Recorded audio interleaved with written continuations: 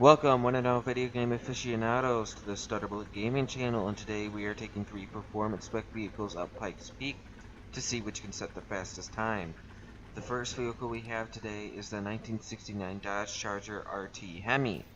It has 625 brake horsepower, 615 foot-pounds of torque, and it weighs 3,633 pounds.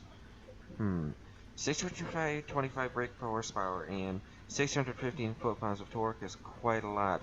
It seems like in the weight that this car is, 3,633 pounds, that's quite a lot of horsepower for the weight it is.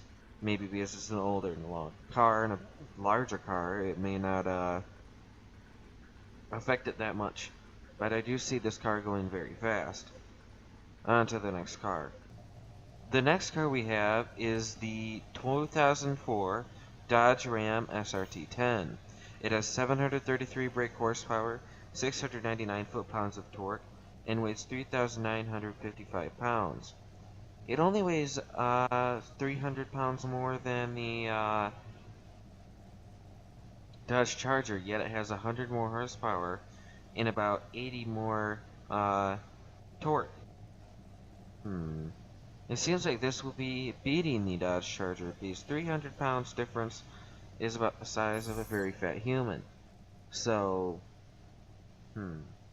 it's like you basically took the Dodge Charger and put a very fat human in the passenger seat. We shall have to see. On to the next car. The next car we have is the 2012 Dodge Challenger SRT8 392. Yes, all Dodges today. It has 570 brake horsepower, 545 foot-pounds of torque, and it weighs 3,512 pounds. This is not all that much lighter than the Dodge Charger. It only has 120 less weight pounds and about 100 less torque and about 60 less horsepower. Not 60, more like 45. About 45 less horsepower. So maybe the 100 pounds will make a difference, and this will be able to sort of equal with the Dodge Charger. I still see the Ram SRT10 coming in first, though. We shall have to find out. I will see you at the bottom of the hill. Welcome to the bottom of the hill, ladies and gentlemen, and here I have the Dodge Charger. Let's see how it can do. 3, 2, 1, go. Very nice launch off the line. All good so far. Let's see how it keeps going. Keeps going like a beauty, eh? Very much more braking into that corner than I suspected. I didn't suspect I have to turn that much. I have a feeling this thing has a lot of oversteer and a good, oh yes, tons of oversteer. And also a good amount of understeer. Heavy braking through this corner. Not really expecting that kind of, oh wow, the door's open for some reason. Appears to have a little bit of oversteer there. Not really taking the corner very well.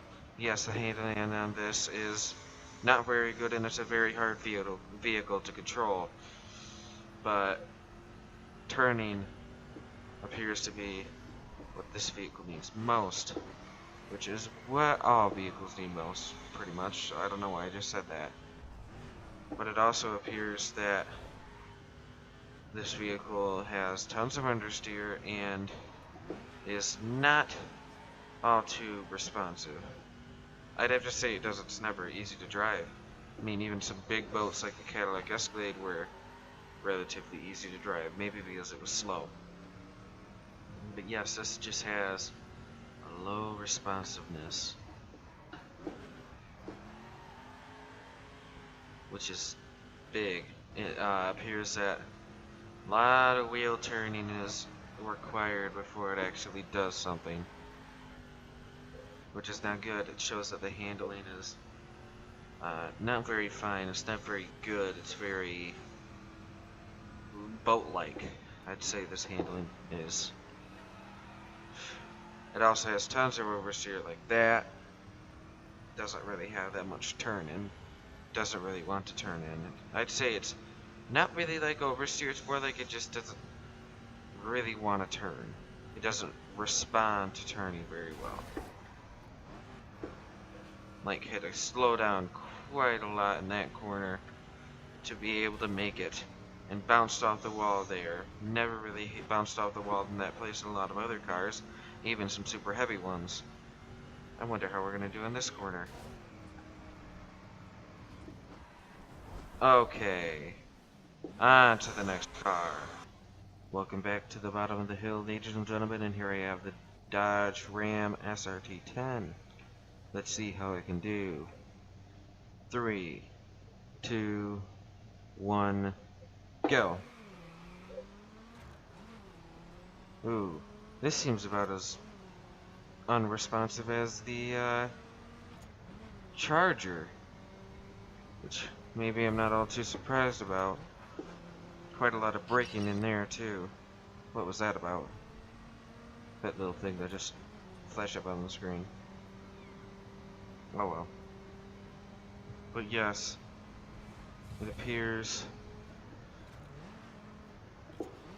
responsiveness is not really something that this wants to, well, cooperate with. Yes.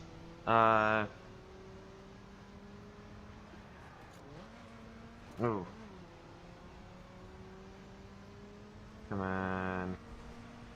You can do better than this. You stinking car, come on. Why am I saying that? Just saying stuff to get stuff filled in, I guess? Probably. But yes, it feels like this is handling better, even though it does have the same sort of boatiness as the Charger, and probably something to do with Dodges. It does have the same sort of boatiness as the Charger, and the oversteer, of course, but it does feel like it's getting through these corners faster, even though it's 300 pounds heavier. And I believe it might be four-wheel drive. I believe it is four-wheel drive. It has the oversteer of a two-wheel drive car, but it might be four-wheel drive. Not really anything in the department of understeer, though. Really messed up on the braking there. Not really anything in the department of understeer, though. Wish there was a little bit. Why would I wish there's more understeer? Because understeer is. Actually, the understeer is not very easy to deal with in the crew. In other games, oversteer is, like in Forza and Gran Turismo, oversteer is not something that I really want, because with oversteer, unlike in real life, with understeer in video games, you do turn, but you just don't turn as sharply as you want to.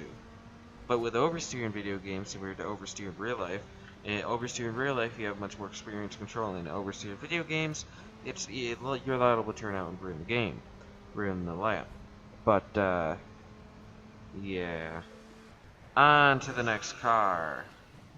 Welcome back to the bottom of the hill, ladies and gentlemen, and here I have the Dodge Challenger SRT 8392 Hemi. Let's see how it can do. 3, 2, 1, go. Ooh, a lot of wheel spin off the line, but other than that, it appears to accelerate quite finely. I have a feeling that this will handle through the corners much better than those other two, although it still has the classic Dodge Challenger boatiness and the oversteer of both of them, which is interesting. A lot of dead zone before you actually start turning, is all I can say. But yes, let's see. Appears to handle that corner quite nicely. Crap, went over a bump there and messed up through that corner, but it was able to handle itself and compose itself quite well. So 4 out of 3, I'd say this is handling the best, but it doesn't feel like it has the most straight line speed or acceleration. But definitely the best handling. Absolutely. Definitely. There's still the boatiness in the oversteer. Once again, probably something to do with Dodges in this game, but other than that, it appears to be doing quite well, handling wise. I have a feeling that it is going to beat the SRT10, the Ram. But with this oversteer, you never know. The oversteer in this could easily just go through one corner and mess up the whole entire route for this, and hand it over to the Dodge Ram SRT10. Sorry for the uhs, but this is pretty hard to commentate while racing. But yes, this will be a very, I guess you could call it, good maneuvering for the 3 cars that I've chosen today. Other than that, the handling on this isn't all too great. It's sort of just what you'd expect from a muscle car with something like that on its hood. I almost said bonnet, because I watched too many British videos with fail race in them. But, other than that, yes, it appears to be going very well through these corners. Almost hit that wreck on the outside and through is clear. It's a scary wreck out there, by the way. We're got up here quite quickly. Now let's see what we can do. Okay, on to the times.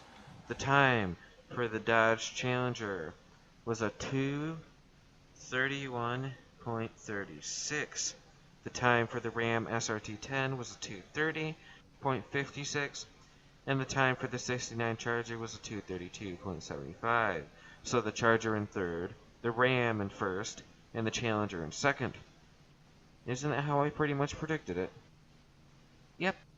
Well, it's been a fantabulous time, and I will see you all in the next one. Peace.